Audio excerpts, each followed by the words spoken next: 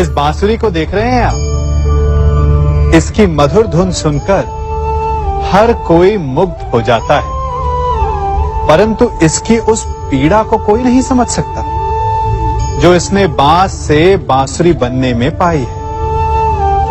पीड़ा सहकर ही इसमें से सुर निकलते हैं जो मन को शांति देते हैं। इसी प्रकार पत्थर से प्रतिमा को देव रूप बनने में छेनी और हथौड़ी की मार सहनी पड़ती है, तभी उसकी पूजा होती है। बात यह है कि निर्माण के लिए स्वयं के टूटने का विज्ञान बहुत ही आवश्यक है। जब टूटकर चूर हो जाओगे तभी नया अस्तित्व पाओगे, अर्थात शक्ति पाने से पूर्व पीड़ा का भोग करना आवश्यक है। यदि पीड़ा से भागोगे तो शक्ति नहीं पाओगे। अभी आप पर निर्भर करता है कि आपको बांस बनकर रहना है या बांसुरी, पत्थर बनकर रहना है या प्रतिमा के रूप में सजना है। ये निर्णय आपका है। पिता होना बड़े आनंद का विषय है, और जितना बड़ा आनंद है उससे भी अधिक बड़ा उसका उत्तरदायित्व भी। आप में से कुछ पिता होंगे, कुछ संतान, और मुझे पूर्ण विश्वास है कि आप लोग भी अपना उत्तरदायित्व अवश्य पूर्ण करते होंगे। हर पिता अपनी संतान के सुख के लिए, उसके उज्जवल भविष्य के लिए रात दिन परिश्रम करता है, धन इकट्ठा करता है, सुविधाएं एकत्रित करता है। आप भी करते होंगे। हर पिता को यही लगता है कि उसने अपनी संतान को सब कुछ दे दिया, परंतु फिर भी संतान प्रसन्न नहीं रहती। यदि आपको विश्वास नहीं तो आप भी स्वयं अपनी ही संतान से पूछ लीजिए। उनको अवश्य कहीं ना कहीं कोई कमी अनुभव होती होगी, और इसका केवल एक ही कारण है, और वो है पिता की भूल। उसे लगता है कि उसने अपनी संतान को सब कुछ दे दिया, परंतु वास्तव में वो उसे सबसे अमूल्य विरासत दे ही नहीं पाता, और वो अमूल्य वस्तु है समय। अपनी संतान को समय दीजिए, उसे समझिए, उसे समझाइए, उसके साथ खेलिए, और जीवन के मैदान में उसे खेलना सिखाइए।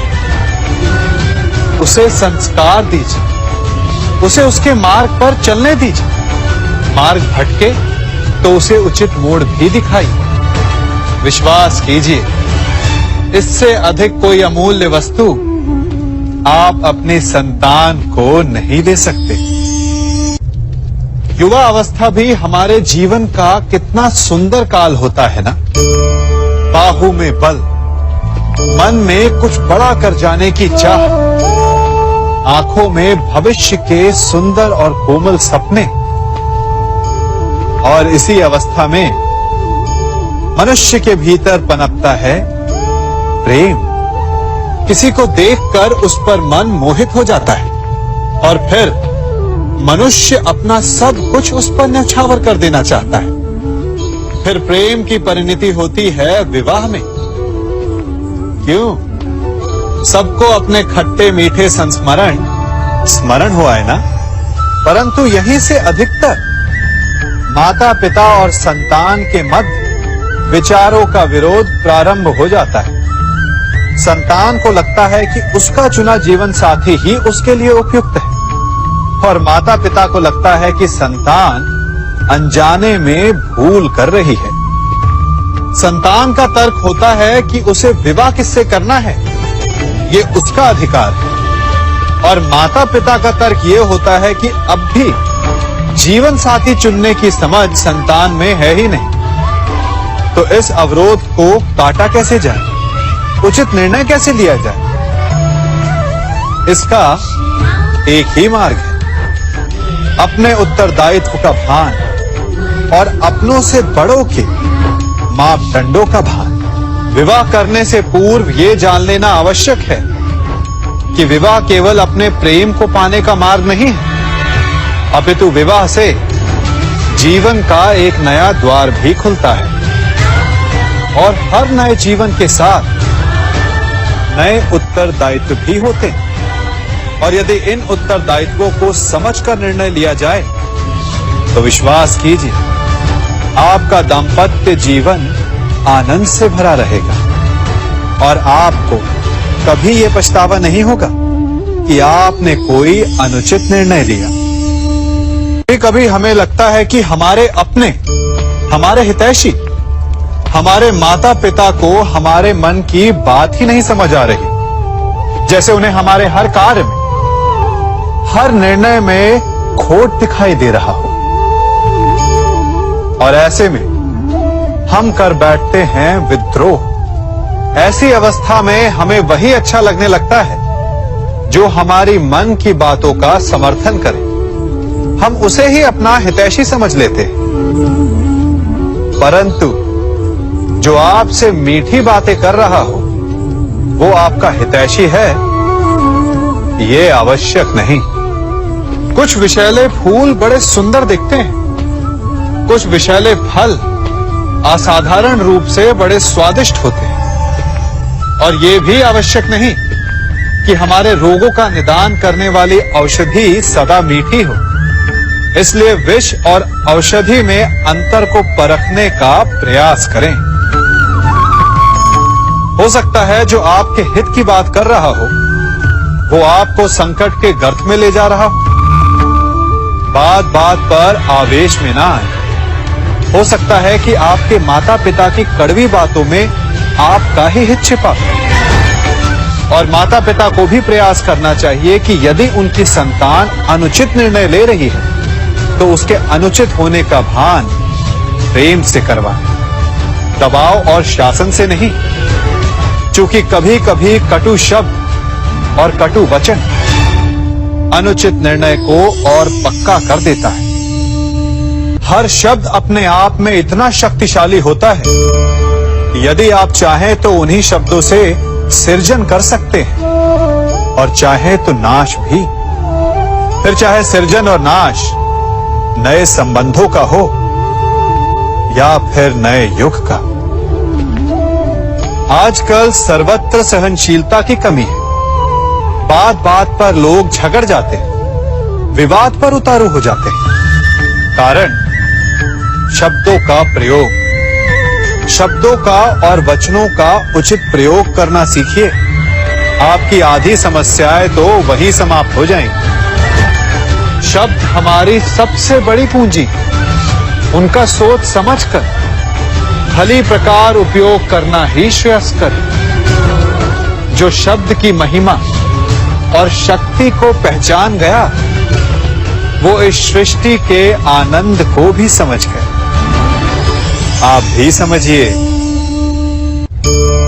हम सब जीव हैं, अर्थात जीवन जी रहे हैं और जीवन जीते समय उसके पश्चात की कल्पना भी करते हैं कि मृत्यु के पश्चात हमें स्वर्ग मिलेगा, नर्क, अप्सराओं का नृत्य देखने को मिलेगा या यमदूत हमें दंड दे रहे होंगे। परंतु एक प्रश्न सामने आता है, कभी ऐसा हो सकता है कि मृत्यु किसी और की हो और स्वर्ग हमें मिल जाए? नहीं, हमें स्वर्ग और नर्क हमारी ही मृत्यु के पश्चात मिलेगा। अर्थात यदि फल पाना है तो कर्म स्वयं को ही करना होता है। केवल सोचने से कुछ नहीं होता, स्वप्न देखने से कुछ नहीं होता। उसे पूर्ण करने के लिए स्वयं ही परिश्रम करना होता है। तो उठो, जागो और लक्ष्य की प्राप्ति तक संघर्ष करो, क्योंकि यही एक मार्ग है स्वयं को संतुष्ट करने का, स्वयं को आगे बढ़ाने का। इस अग्नि को देख रहे हैं, क्या क्या कर सकती है ये अग्नि? प्रकाश दे सकती है, भोजन पका सकती है और चाहे तो हमें जलाकर भस्म भी कर सकती है। ये जल हमारी प्यास बुझा सकता है या हमें डुबो कर मार भी सकता है। तो क्या ये इच्छा इस जल की है कि ये हमारी प्यास बुझाएगा या हमें डुबाकर मार देगा? क्या ये इच्छा इस अग्नि की है जो हमें प्रकाश देगी, जो हमें भोजन देगी, या हमें जलाकर भस्म कर देगी? नहीं, जल का गुण है बहना, अग्नि का गुण है जलना। अब ये हमारी इच्छा पर निर्भर करता है कि हम इसका प्रयोग कैसे करते हैं। इसी जल और अग्नि की भांति ही संसार की हर वस्तु, संसार के लोग भी होते हैं, और ये हम पर निर्भर करता है कि हम उनमें से किसे मित्र बनाते हैं और किन्हें शत्रु। शक्ति है, पर निर्भर हम पर करता है कि उसे हम अपना उत्तरदायित्व बनाते हैं या अहंकार। धन है, परंतु निर्भर हम पर करता है कि उसे विकास के मार्ग पर लगाते हैं या व्यसन के मार्ग पर। ईश्वर ने आपको केवल जीवन दिया है, परंतु ये आप पर निर्भर करता है कि आप उसे आदर्श जीवन बनाना चाहते हैं या अभिशापित।